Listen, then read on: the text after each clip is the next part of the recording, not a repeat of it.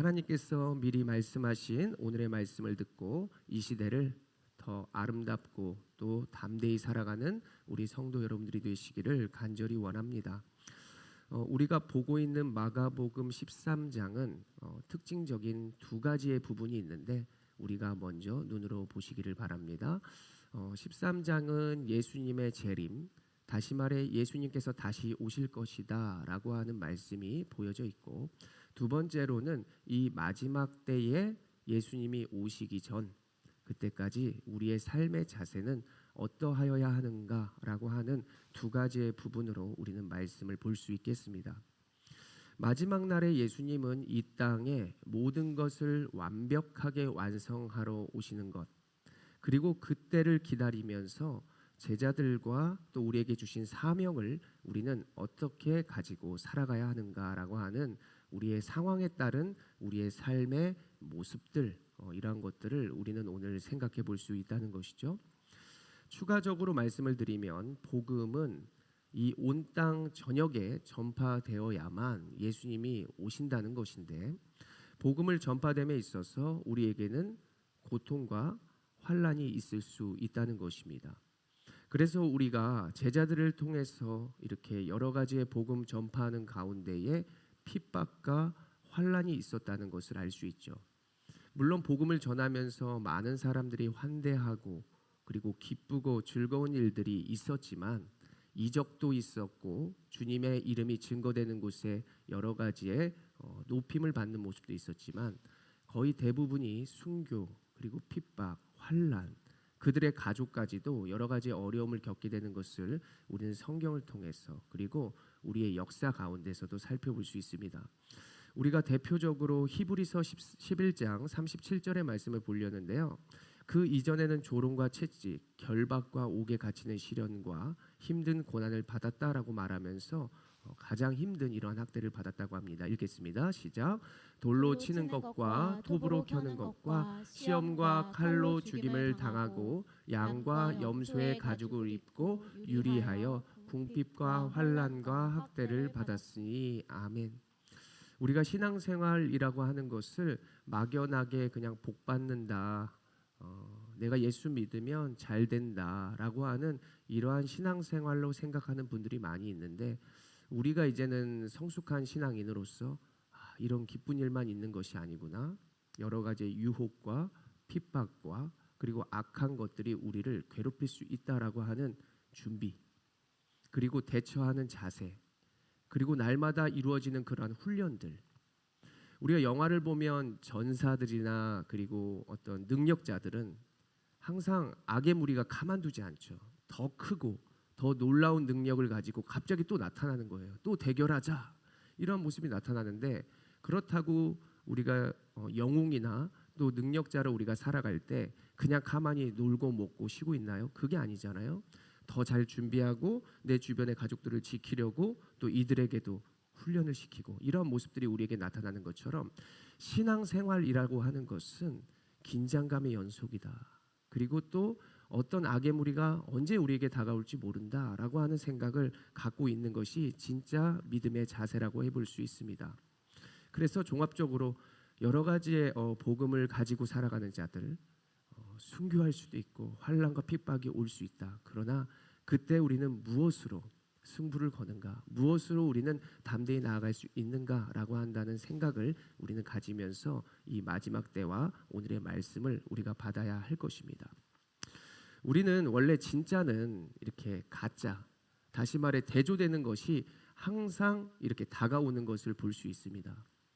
그게 정말 진짜인지 확인해 보고 싶어 해서 가짜는 항상 진짜 곁을 맴돌면서 괴롭히고, 네가 진짜라면 이것을 한번 보여줘라 라고 하는 방식으로 가짜들은 계속해서 만들어지고 생산되어지는 것을 볼 수 있습니다.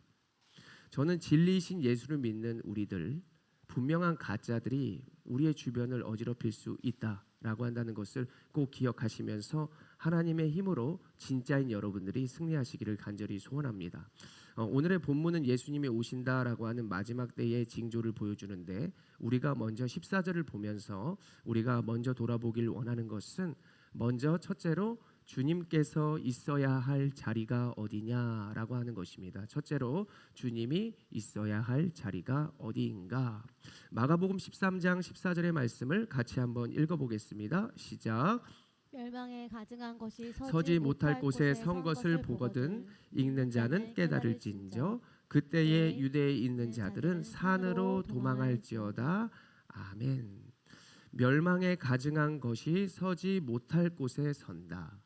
멸망에 가증한 것, 이것을 어떻게 해석할까라고 하는 학자들 간에 여러 가지의 해석들이 있지만 우리가 이것을 마태복음에서 말하는 것을 보게 된다면 마태복음은 멸망에 가증한 것이 거룩한 곳에 선 것을 보거든. 거룩한 곳이라고 말이 약간 바뀌었어요. 가증한 것이 거룩한 곳에 섰다. 거룩한 곳은 성전이라고 해볼 수 있습니다.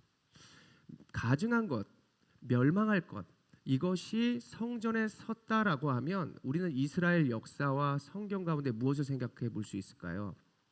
아마도 바알신, 하나님이 계신 곳에 솔로몬이 이방 여인을 들여 이방 여인이 가지고 있는 신을 성전에서 모신다. 이제 이러한 모습들을 우리는 역사 가운데 생각해 볼 수 있겠습니다. 다시 말해 우상이, 이방의 신이 하나님이 있어야 할 곳을 차지하고 있다는 것이죠. 차지하고 있으면 하나님을 예배하러 오는 자들이 하나님이 아니라 가짜가 있으니까 그 가짜가 진짜라고 생각하고 미혹되고 진짜라고 생각되고 예배를 할 수 있는 것이죠. 이게 마치 하나님이야.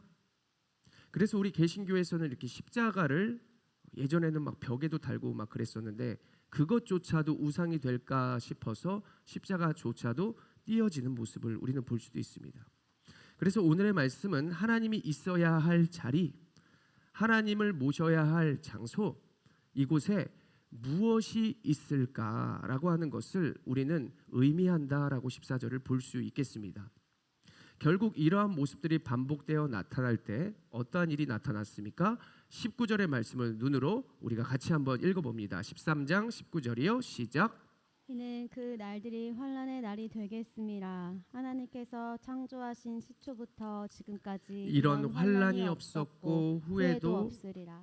아멘. 실제로 역사적으로 AD 70년에 로마에 의해서 예루살렘 성전은 무너졌습니다. 그때가 정말 큰 환난이었다라고 말을 하고 있는데 그러한 큰 환난의 모습들 가운데에 죽은 사람이 약 110만 명 정도 되었다고 합니다. 정말 큰 환난이었죠. 성전이 무너졌다. 그래서 많은 사람들이 이러한 얘기를 하는 거예요. 주님을 모실 자리에 다른 것들이 있었다. 우상이 판쳤다. 이러한 모습 때문에 큰 환난을 겪게 됐다라고 말하고 있습니다. 그렇다면 우리가 이런 역사적인 사실을 생각하면서 우리의 삶을 봐야겠죠. 우리가 주님을 모셔야 할 곳에 누구를 모십니까? 예수님이 있어야 할 자리에 우리가 누구를 생각하고 있을까라고 하는 것을 우리가 적용해 볼 수 있겠죠.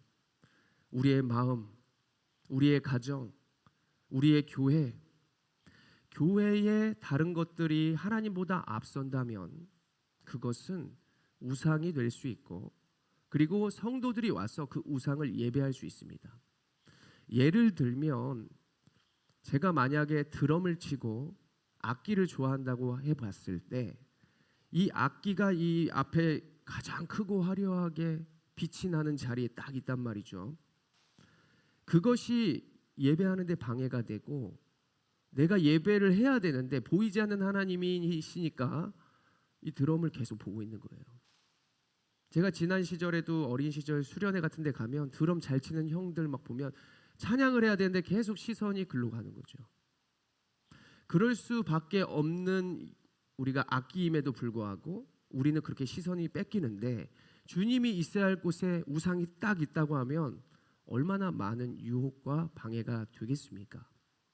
그렇다면 우리가 교회에서 모든 프로그램과 그리고 여러 가지 액세서리들과 여러 가지의 모습들이 우리의 예배에 방해가 되고 주님보다 앞서게 된다면 그것은 사실 과감하게 없애버리고 띄어야 하는 게 맞겠죠. 그래서 어느 교회는 이 목사 얼굴도 자막에 화면에 안 띄운다. 저희 정도라면 사실은 이렇게 화면 보일 필요는 없죠. 그러나 이제 이쪽 끝에 있는 부분들이 이제 목이 아플까봐 이렇게 좀 할 수 있는 부분으로 해서 설치는 했지만 최대한 하나님이 가려지지 않는 이러한 모습들을 우리는 가져야 할 것이다라고 해볼 수 있겠습니다. 그래서 교회, 우리의 가정, 우리의 직장 모든 곳에서 내가 할 수만 있다면 우리는 하나님보다 앞선 것 그리고 또는 예배에 방해되고 또 주님을 가리우는 것들이 있다면 그러한 장소에서 우리는 어떻게 할까? 내가 어떻게 하면 주님을 더 바라보고 주님께 예배할 수 있을까라고 하는 고민으로 우리의 처소와 우리의 모든 교회와 장소들을 살펴보는 여러분들 되시기를 바랍니다. 두 번째로는 우리의 자세와 행동을 우리가 생각해 볼 수 있겠는데 이것은 14절을 다시 한번 띄워주시고 후반부에 무엇이라 했나요? 산으로 도망할지어다 라고 하고 있습니다. 이것은 비겁해서 도망쳐라 이러한 의미가 아니라 우리가 그 하나님의 임박할 진노 심판에게서 멀어져라. 너희가 이제는 그 멸망할 곳 하나님께서 심판하시는데 너희의 영역을 분명히 하라라고 하는 말씀의 의미입니다. 이쪽으로 갈까? 저쪽으로 갈까? 이렇게 하지 말고 분명히 너희의 갈 곳으로 빨리 나아가라라고 하는 의미인 것이죠. 제가 가위바위보 어린 시절 했을 때 그 가위바위보 지지 않으려고 가위바위보 이렇게 해야 돼요. 가위바위보 이래야 되죠. 한번 저랑 해보실래요? 자, 가위바위보 이렇게 하는 거예요. 이게 애들 보면 이렇게 이게 보야지야 아니면 뭐야? 이게 뭐죠 이게? 그러니까 이게 뭐냐면 갈 바를 정하지 못하는 거예요. 내가 어떻게든 이겨보려고 그것을 손에 쥐려고 가위바위보 명확하게 해야 되잖아요. 세 가지 중에서도 제가 신앙생활은 가위바위보도 아니라 그랬어요. 그냥 OX라 그랬어요. 근데 이거는 이제 내가 어떻게든 이겨보고 살아남으려고 비겁한 이제 행동을 하는 거죠. 그것처럼 오늘 15절에 보시면 마가복음 13장 15절 읽겠습니다. 시작. 지붕 위에 있는 자는 내려가지 말고 집에 있는 무엇을 가지러 들어가지 말고. 일반적으로 이스라엘의 지붕은 휴식의 장소고 기도하는 장소였습니다. 근데 그곳에서 그렇게 있다가 무엇을 가지러 집에 내려가지도 말라는 거예요. 그곳을 정했으면 거기서 안식하고 거기에서 기도하기로 마음먹었으면 그곳에 있어야 하는데 또 밑에가 더 좋지 않을까? 이러면서 내려가지 말며라고 오늘 말씀을 이야기하는 거예요. 그래서 한번 저를 따라볼까요? 우물쭈물하다가는 큰일 납니다. 따르릉 이 노래 맞죠? 그러니까 우물쭈물하면 큰일 나는 겁니다. 이렇게 하지 말아라. 16절 한번 또 눈으로 보실래요? 밭에 있는 자들은 겉옷을 가지러 뒤로 돌이키지 말지어다. 이 말씀도 확실히 구분하고 너희의 있어야 할 자리에 있어라 나아가라 라고 하는 것이죠. 우리가 여기에서 좀 생각나는 사람 한 사람이 있죠. 롯의 아내입니다. 그래서 소돔 땅이 멸망할 때 그녀는 뒤로 돌아서 소금 기둥이 되어버렸죠. 그러니까 얼마 전에 이 영상으로 나왔는데 소금 기둥이 발견됐다라고 하는데 진짜인지 거짓인지 저는 좀 더 연구를 해봐야 될 텐데 그런 소식이 들려요. 지금 몇 달도 안 됐어요. 아마 한번 다 찾아보고 다음에 한번 나눠보도록 하겠습니다. 창세기 19장 26절 읽겠습니다. 시작. 롯의 아내는 뒤를 돌아보았으므로 소금 기둥이 되었더라. 아멘. 나바트 뒤를 돌아보다 나바트라고 하는 것은 앙망하다, 미련이 남아있다 이제 이러한 뜻이에요. 그것이 이제 뒤에 미련이 남아있는 거죠. 뭐 어쩐지 궁금하기도 하지만 진짜 좋았는데 이제 이런 것 때문에 기둥이 되어버린 것이죠. 그래서 오직 심판과 멸망이 있는 그 자리, 분명한 악의 자리, 쾌락의 자리, 우리가 그 자리에서 확실하게 해라.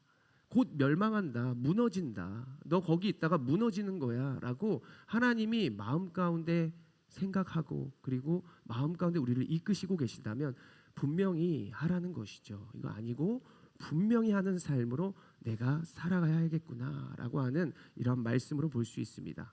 뭐 말씀을 강해하는 방식으로 계속해서 나아가려고 마음을 먹었으니까 17절을 눈으로 보십시오. 그날에는 아이 벤 자들과 젖 먹이는 자들에게 화가 있으리라.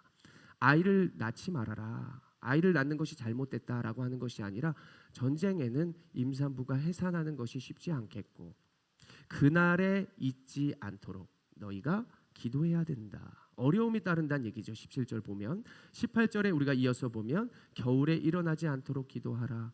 겨울은 팔레스타인은 비 오는 날 비가 많이 올 때는 우리가 막 움직이기 쉽지 않잖아요. 그때 심판이 없도록 너희 기도해라. 너희의 환경을 위해서 기도해. 이렇게 말하는 것입니다. 심판의 때에 왜 기도해야 할까? 우리의 가족들 때문이죠. 우리도 연약하지만 사랑하는 우리의 자녀들과 우리의 가족들, 믿음으로 점점 오고 있는 우리의 가족들이 심판의 날에 왔을 때 롯의 아내처럼 행동할 수 있죠. 그렇죠? 롯의 사위들처럼 행동할 수 있습니다. 그렇기 때문에 기도하는 것이죠. 이 마지막 때에 우리가 해야 할 것은 우리의 자녀들을 위한 기도, 우리의 또 손주들을 위한 기도, 우리의 형제들을 위한 기도, 우기에 오지 않도록, 그리고 여러 가지의 유혹에 미혹되지 않도록 여러 가지의 모습들 때문에 우리는 그 환경을 위해서 기도해야 한다라고 하는 것입니다. 오늘의 20절입니다. 같이 한번 읽어봅니다. 시작. 만일 주께서 그 날들을 감하지 아니하셨더라면 모든 육체가 구원을 얻지 못할 것이거늘 자기가 택하신 자들을 위하여 그 날들을 감하셨느니라. 아멘. 믿는 자들의 기도 때문에 사실 하나님께서 더 큰 멸망과 진노를 하셨을 수 있음에도 불구하고 많은 선지자들의 기도, 모세의 기도, 이런 기도 때문에 진노를 사실 완전 큰 진노가 아니라 살짝 하나님의 마음을 돌리셨죠. 그 완악한 모든 마음과 강팍한 모든 자들을 완전 쓸어버리시고 멸하시려다가도 믿는 자들의 기도 때문에 하나님은 용서하시고 마음을 돌이킨 적이 많다라고 하는 것입니다. 우리가 요한복음 15장 7절의 말씀을 이어서 읽으면서 우리는 우리의 주변을 위해 기도하고 확실한 나의 믿음으로 내가 살아갈 수 있게 달라고 이렇게 기도하였으면 좋겠습니다. 7절이요. 요한복음 15장 7절 시작. 너희가 내 안에 거하고 내 말이 너희 안에 거하면 무엇이든지 원하는 대로 구하라. 그리하면 이루리라. 아멘. 우리의 기도가 이 마지막 때에 온전한 기도로 나타나서 하나님이 이루어 주시는 분명한 기도가 되기를 간절히 원합니다. 마지막으로 우리가 이 마지막 때에 유혹이 찾아올 경우입니다. 우리가 하나님의 사람으로 주님을 모실 곳에 주님을 모시고 자세를 분명히 했음에도 불구하고 아까 말씀드렸지만 우리가 하얀 옷을 입고 진짜로 살아가는 삶은 분명히 가짜들이 우리를 괴롭힌다 이것이죠. 네가 진짜면 어떻게 할 거야? 진짜면 이런 능력을 보여줘야 되는 거 아니야? 라고 하면서 계속해서 우리를 마음 가운데 요동하게 하고 그리고 우리를 괴롭힐 것입니다. 물론 이러한 환난과 문제 가운데에 저는 이렇게 생각해요. 뭐 그래봤자 난 더 강해질 거니까. 성령 충만할 때 드는 생각이에요. 내가 내일 죽으면 뭐 어때? 지금 하나님 안에 있는데. 그러니까 성령 충만하면 그런 믿음과 마음의 고백이 나타나더라는 거예요. 환난과 핍박이 올 때 우리가 성령 충만한 거 하나님 안에 거하면 한번 덤벼봐. 내가 하나님과 함께 싸워줄게. 이런 담대한 마음으로 내가 더 강해질 거야. 그러한 시험과 테스트와 핍박이 왔을 때 분명히 나는 더 큰 자리에서 하나님의 사역을, 하나님의 사명을 감당하는 자가 될 거야 라고 하는 이런 마음으로 환난을 기다리고 있다는 것이죠. 그러나 그 과정은 너무나 힘든 것입니다. 그래서 마가복음 13장 22절의 말씀을 한번 보면서 우리가 우리의 과정을 이기기를 원하는데요. 읽겠습니다. 시작. 거짓 그리스도들과 거짓 선지자들이 일어나서 이적과 기사를 행하여 할 수만 있으면 택하신 자들을 미혹하려 하리라. 그렇습니다. 아까 우리가 말씀을 듣기 전에도 함께 나누고 보았죠. 그 거짓 영들 그리고 거짓 기사들을 통해서 마치 하나님 믿으면 많은 것들이 회복되고 낫고 어떤 눈에 보이는 어떠한 것들이 크게 보여져야만 하나님의 역사라고 생각하는데 우리 같은 사람이 지금 이 자리에 있는 것도 굉장히 큰 역사고요. 우리가 지금 여러 환난 가운데에서 이 나라에서 이 민족에서 주님을 지금 잘 믿고 있다는 것이 저는 가장 놀라운 기적이라고 생각합니다. 귀신도 재주를 부릴 줄 알죠. 귀신들도 여러 가지의 하나님을 흉내내고 분명히 그러한 것들로 미혹을 할 수 있기 때문에 여러 가지의 마법과 또 요술을 이렇게 부릴 수 있다라고 해볼 수 있습니다. 우리가 유튜브 채널을 보니까 아까 보았던 그러한 형제라든가 그 형제 말고 지금 뭐 한 미니스트리라고 해가지고 그 친구랑 아주 비슷한 그러한 이적과 뭐 그러한 귀신 축출을 하는 이런 모습들의 영상이 계속해서 지금 퍼져가고 있습니다. 그러한 친구들 보면 우선 특징적인 게 영어를 잘 하고요. 그리고 이제 능력과 기적과 이사를 보여주는 이제 이단으로 판명한 이제 이러한 자들을 추종하고 따라다니는 이런 영상들이 있는 것이죠. 특별히 복음과 말씀을 잘 몰라요. 그냥 뭐 하면은 예수의 이름이고 그리고 자신이 예수의 이름으로 이렇게 능력으로 이렇게 사해주고 뭐 귀신 쫓아내주고 막 소리 지르고 마이크에 소리 지르고 이제 이런 모습들이 너무나 동일한 이제 이러한 이 시대의 미디어의 거짓 선지자들이다라고 해볼 수 있겠습니다. 오늘날 교회에서 신앙생활하는 사람들은 이제 겉으로는 신앙생활하는 것 같아 보이지만 이제 뒤로는 여러 가지 유혹과 미혹이 있어서 뭐 점을 보러 다닌다든가 또 세상의 것에 계속해서 의지하면서 믿고 살아가는 사람들이 굉장히 많이 있습니다. 이제 살아가면서 그러는 척, 뭐 잘 사는 척, 뭐 안 힘든 척 이런 것들에 대한 게 더 이렇게 화려하고 잘 꾸미는 것에 능숙해지는 이 시대이기 때문에 믿음 역시도 이전의 바리새인들의 외식을 넘어서서 정말 더 잘 믿는 모습으로 포장하고 이렇게 성경도 뭐 이렇게 여러 가지 많이 묵상했다, 읽었다라고 하는 것들을 이렇게 보여주면서 신앙생활을 하는 자들이 이 시대에는 또 많이 있는 것 같습니다. 이렇게 마지막 때일수록 우리가 이러한 모습에 요동하는 것이 아니라 진짜 믿음이 뭔지를 보여줘야 하는 것이 우리의 사명이고 우리의 모습인 줄로 믿습니다. 가장 중요한 건 우리의 자녀들이 나를 인정하는 거겠죠. 우리의 배우자가 나를 인정하는 걸 거예요. 가장 가까운 사람이. 그리고 개척교회 성도가 개척교회 목사를 더 잘 알아보겠죠. 얼마나 제가 힘든지 몰라요. 뭐 날마다 말씀하고 내려오면 부끄럽기도 하고 우리 아이들 또 우리의 사모 뭐 이런 거에게 내가 인정받을 때가 가장 내가 잘 신앙생활하고 있는 거구나라고 하는 자부심이 느껴집니다. 뭐 큰 화려한 뭐 여러 큰 뒤에서 멀리에서 막 그냥 잠깐 말씀만 전하는 이러는 거는 얼마나 포장하기 쉽고 얼마나 탁하고 수고했어 우람이 이럴 수 있는데 저는 저기 가도 다 가까워서 다 보이잖아요. 바로 이렇게 목사 이거 뭐 하시는구나. 그래서 더 잘해야 돼요. 더 잘해야 될 사명이 있는 모습인데 분명히 이 과정 뒤에는 더 나은 그리고 하나님이 더 사용하실 이러한 사람으로 제가 값지게 나오지 않을까 이제 이러한 기대로 하루하루를 살아가고 있습니다.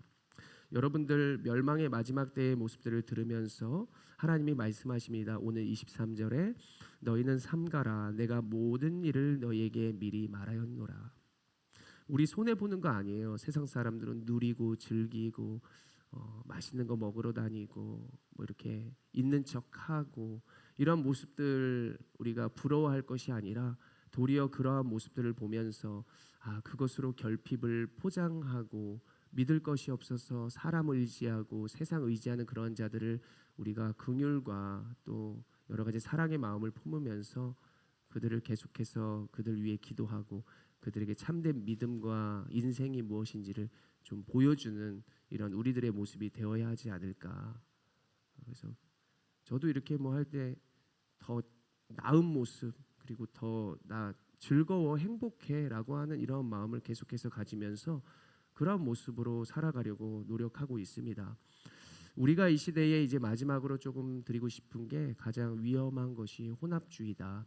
우리가 이렇게 믿으면서도 제일 유혹이 많은 게 혼합주의일 거예요. 이렇게 잘 믿는 것 같지만 계속해서 다른 것들 하나까지도 쥐고 있는 꼭 불교 뭐 다른 이슬람교 이런 거에 대한 종교가 아니라 하나님 믿는다 그러면서 다른 것을 계속해서 믿고 있는 이런 혼합주의의 모습.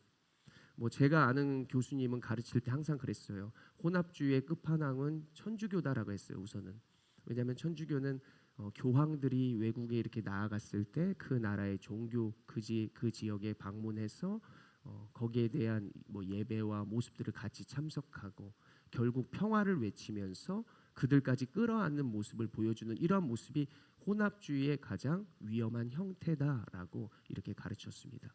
그래서 우리는 이전보다도 더욱 깨어서 내 스스로가 어떤 보여지는 그 종교가 아니라 보여지지 않은 그런 흡수할 수 있는 미디어의 이런 어떤 미혹의 영, 그리고 내가 가장 좋아하는 거 있잖아요. 뭐 옷을 좋아할 수 있고 뭐 음식을 좋아할 수 있고 여러 가지의 하나님보다 더 집중하고 사랑하고 더 찾고 구할 수 있는 그 무언가가 무엇인지를 내 자신에게 온전히 질문하여서 내가 그것을 하나님보다 더 사랑하지는 않을까라고 하는 이러한 생각을 꼭 가지시면서 이 시대에 우리가 미혹과 그리고 혼합주의와 마지막 때에 우리가 어떻게 살아가야 할지를 잘 고민하면서 주님만을 사랑하고 주님 모실 곳에 주님을 모시고 그리고 우리가 주변을 위해서 기도하고 그리고 내 스스로를 항상 점검하여서 하나님만을 예배하고 하나님만을 사랑하고 하나님만을 주변에 전하는 우리 모든 권속들 되시기를 간절히 기도하고 소원합니다. 기도하겠습니다.